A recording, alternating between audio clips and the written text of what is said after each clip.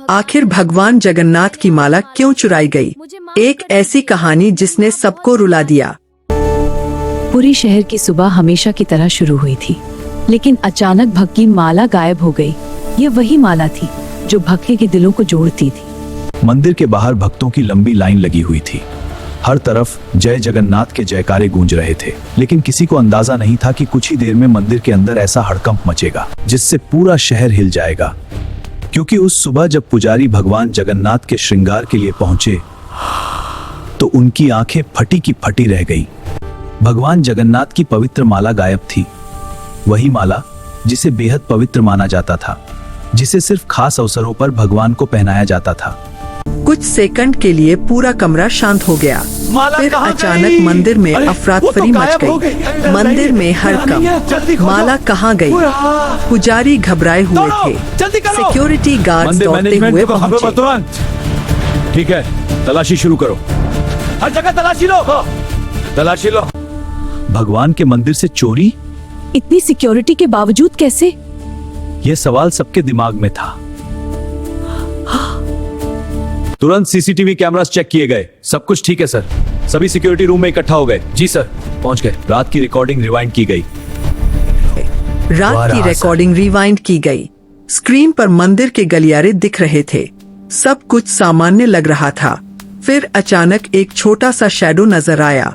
एक दुबला-पतला बच्चा, फटे पुराने कपड़े, नंगे पैर, डर से भरी आंखें। वह धीरे धीरे मंदिर के अंदर बढ़ रहा था।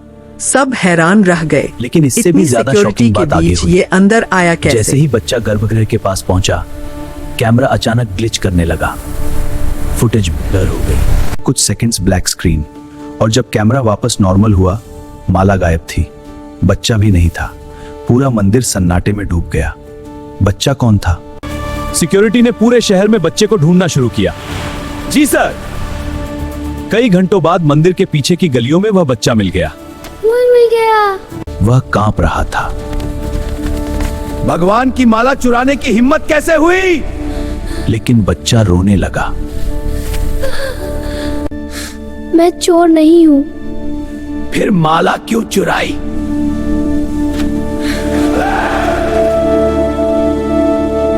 मेरी छोटी बहन बहुत बीमार है। डॉक्टर ने दवा के लिए पैसे मांगे थे। मेरे पास कुछ नहीं था। मैंने लोगों से मदद मांगी, लेकिन किसी ने नहीं सुना। उसकी आवाज टूटने लगी। मैंने सोचा अगर माला बेच दूंगा तो बहन बच जाएगी। क्या? ये कैसे हो सकता है? बेचारा बच्चा। लेकिन कई लोग नाराज थे। उन्होंने कहा, मजबूरी का मतलब चोरी नहीं होता। मैंने अपने लिए कुछ नया ठीक किया।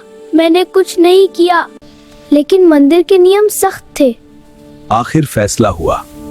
बच्चे को मंदिर से बाहर निकाल दिया जाए। माला वापस ले ली गई और उसे बाहर कर दिया गया। शाम हो चुकी थी। आसमान में काले बादल छा गए। हल्की बारिश शुरू हो गई। बच्चा मंदिर की सीढ़ियों के पास बैठा रहा, भूखा, कमजोर। अगली सुबह मंदिर खुला। कुछ लोगों ने सीढ़ियों के पास भीड़ देखी। जब गार्ड्स वहां पहुंचे तो उनके पैरों तले जमीन खिसक गई। वही बच्चा सीढ़ियों पर पड़ा था, बिल्कुल शांत। उसके चेहरे पर अजीब सी शांति थी। वह अब इस दुनिया में नहीं था। ठंड, भूख और कमजोरी ने उसकी जान ले ली थी। बच्चे शॉकिंग बात अभी बाकी थी।